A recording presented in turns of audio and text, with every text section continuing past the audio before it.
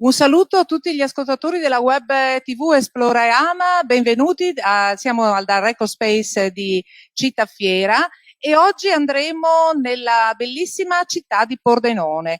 Pordenone è una delle città dove si vive meglio e questo si evince da un sondaggio che lo certifica, realizzato da Italia Oggi e dall'Università La Sapienza di Roma. E quindi un bel traguardo e ne parliamo con molto piacere che abbiamo ospite in collegamento con noi con il primo cittadino di Pordenone, il sindaco Alessandro Ciriani. Buonasera signor sindaco. Buonasera e grazie a voi per l'invito. Ecco, allora io ho fatto una premessa che richiede un doveroso approfondimento da parte sua, quindi a Pordenone risulta che sia una delle città dove si vive meglio. Secondo lei qual è la ricetta? Guarda, negli ultimi anni sia Italia Oggi, sia Sole 24 Ore, sia altre ricerche indipendenti di università e giornali hanno promosso progressivamente Pordenone portandola sempre all'interno delle top 10 per la qualità della vita. È un risultato che vede il capoluogo come traino, ma un territorio nel suo insieme ad avere determinate caratteristiche. E cioè siamo una realtà che ha una ricchezza, nonostante la crisi economica legata alla pandemia, che però ha sempre tenuto delle performance importanti, quindi un solido tessuto manifatturiero, dei servizi di qualità. Se pensa che le nostre partecipate, a differenza di quello che capita nel resto d'Italia, hanno sempre dei risultati economici particolarmente buoni, dei servizi sanitari e sociali di eccellenza che vengono visti con, non dico invidia, ma comunque con ammirazione del resto del territorio, un tessuto associativo, e parlo di associazioni culturali, sportive, aggregative, che garantiscono una qualità nell'offerta culturale o comunque del tempo libero che altri non hanno. È la virtù, secondo me, dei territori medi e piccoli, dove ha anche la possibilità di decidere le politiche più idonee per lo sviluppo del territorio, non hanno bisogno di quelle lungaggini o di quei lacci burocratici che spesso attanagliano e stritolano negli altri territori, ma che consentono invece con qualche telefonata di approntare le misure migliori. Quindi non è la vittoria solo della politica, è la vittoria dell'alleanza tra le istituzioni e i corpi intermedi di un territorio. Ed è anche una bella vittoria, sicuramente. Io adesso mi sposterei un po' più sul tecnico per parlare di opere pubbliche. In questi ultimi anni, quali sono quelle che avete portato a compimento, quelle che vi stanno dando più soddisfazioni, quelle che avete in cantiere? Allora, le opere pubbliche in realtà rientrano anche poi nell'abbellimento, nella rendere più funzionale una città, quindi se arrivano certi risultati sono anche legati ai forti investimenti nelle opere pubbliche. E non significa solamente asfaltatura delle strade, significa dare un volto bello alla città. Pordenone era conosciuta nel resto d'Italia perché aveva fatto il militare e forse per una bomber. In realtà è una realtà bellissima dal punto di vista paesaggistico, naturalistico, per la sua vivacità culturale. Questi elementi devono essere contornati e perimetrati anche da una bellezza estetica e funzionale dal punto di vista urbanistico e dei servizi. Abbiamo vinto 18 milioni di euro col bando periferie che stanno cambiando il volto della città, soprattutto il centro. Ma abbiamo soprattutto, lo dico con orgoglio, una macchina comunale che è riuscita a intercettare tantissimi fondi, fondi ministeriali, fondi europei, fondi regionali, che senza trascurare i quartieri e senza trascurare il centro stanno di volta in volta sistemando le scuole, gli edifici pubblici, gli impianti sportivi e i luoghi suggestivi della città. Questo rende la città più funzionale. Col Covid oggi si vive molto di più all'aperto ed è indispensabile garantire la fruibilità di questi spazi. Ma oltre ad essere più funzionale diventa anche molto più bella e quindi più attrattiva. Quindi anche dal punto di vista degli investimenti state facendo tanto, siete anche riusciti, diciamo, a ricavare dei margini per potervi muovere in un certo modo. Questo sottolineava lei anche dal punto di vista architettonico, organizzativo delle opere.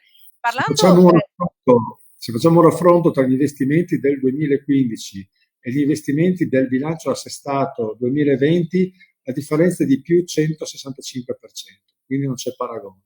Questo, ripeto, è stato frutto della capacità di intercettare fondi e investimenti che attualmente sono in opera e che altri invece saranno cantierati tra poco. Questo è molto importante. Ecco, un altro filone che può essere interessante scandagliare con lei, visto che abbiamo la possibilità di averla qui, è quello dal punto di vista energetico, quindi dell'efficienza energetica. È fondamentale anche perché l'Europa offre numerose opportunità di investimento, quasi tutte legate ormai alle politiche green e all'ambiente. Accanto a questo ci sono degli strumenti che consentono di dare delle risposte ai cittadini senza mettere le mani nel loro portafoglio e di ottenere due risultati. Uno, di non aumentare le bollette indirettamente, penso alla gestione di scuole, asili, palestre, edifici pubblici di ogni natura, servizi sociali. Cosa abbiamo fatto? Abbiamo fatto un partenariato pubblico-privato che ha consentito di investire 6 milioni e mezzo di euro sugli edifici pubblici a bollette invariate. Uno dirà, ma la bacchetta magica? No, in realtà il privato ha tutto l'interesse di ricevere i soldi per la bolletta dell'elettricità, ma di avere edifici efficientati per ovviamente erogare il meno possibile. E quindi vuol dire cappotti, infissi, nuove tecnologie, sostituzione delle luci con sistemi a LED.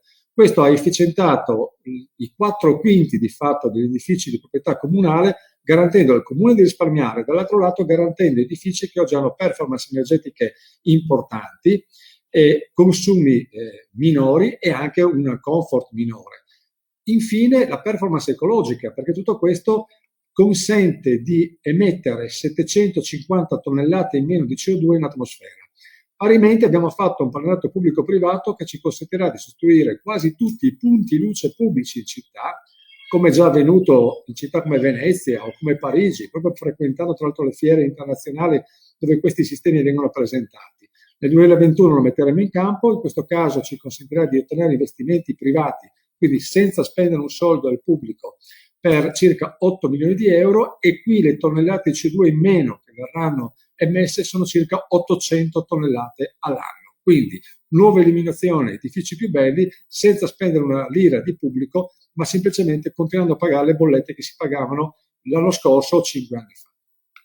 Ecco, questo per quanto riguarda, diciamo, l'organizzazione in sé dal punto di vista proprio strutturale. Per quanto riguarda gli eventi, noi adesso siamo ovviamente fermi, siamo tutti fermi e non si sa fin quanto si protrarrà.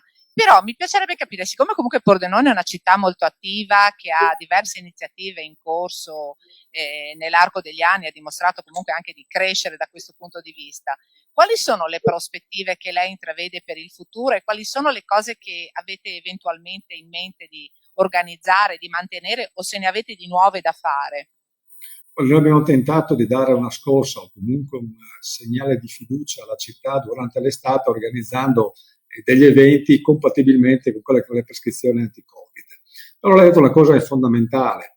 Pordenone gode di un tessuto culturale, di una vivacità culturale, artistica davvero non comune. Noi abbiamo deciso ovviamente di fare poco in questo periodo, di rinunciare anche magari alle iniziative streaming e non in presenza, per conservare risorse ed energie da mettere in campo quando questa pandemia sarà finita. Sono convinto che ci sarà bisogno di vedersi, di abbracciarsi, di tessere nuove relazioni, di poter godere delle bellezze della città. E quindi abbiamo detto alle associazioni: tenetevi pronte. Siccome sono tante, e partiamo dal Teatro Verde, che è una realtà ormai di caratura internazionale, grandi festival come Pordenone Legge, Pordenone Pensa, il Music in Village, il Blues Festival, Jazz Insieme, eccetera, eccetera, eccetera. Ecco, tutte queste energie insieme al lavoro quotidiano delle tante associazioni, pensi che Pordenone conta 50.000 abitanti ma 9 scuole di musica, dovranno essere messe in rete in modo tale che quando potremo uscire da questa situazione, auguriamoci il prima possibile, si possa tornare a godere appieno della vita culturale, della vivacità, dell'effervescenza che caratterizzava Pordenone prima della pandemia. Ecco, noi attendiamo tutti fiduciosi che questo possa avvenire, sia ovviamente per Pordenone, ma per anche tutte le altre città d'Italia e del mondo, diciamo. Un'ultima richiesta più che altro le farei. Lei adesso sta parlando attraverso questa web TV, attraverso il nostro canale, a diverse persone, fra le quali molti saranno anche suoi concittadini, ovviamente. Mi piacerebbe che lei riuscisse a dare un messaggio di fiducia e di speranza.